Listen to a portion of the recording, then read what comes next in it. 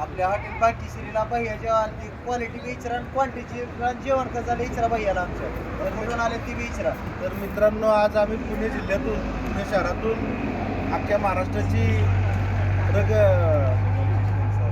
कुलस्वामिनी आई तुळजाभवानी चरणी आलो होतो आणि येता येता आज आम्ही इथं हॉटेल भाग्यश्री इथं या ठिकाणी जेवायला थांबलो. जेवण इतकं सुंदर आहे की अख्ख्या पुणे जिल्ह्यात नाही. नाद करायचा ना अख्ख्या पुणे जिल्ह्याने या तुळजापूरचा.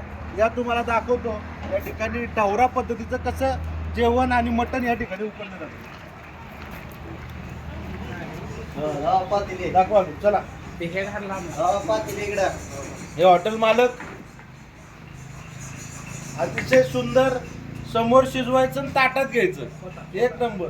स्वतः मटण या ठिकाणी ते शिजवतात आणि सगळं चुलीवरचं आहे. महत्वाचं म्हणजे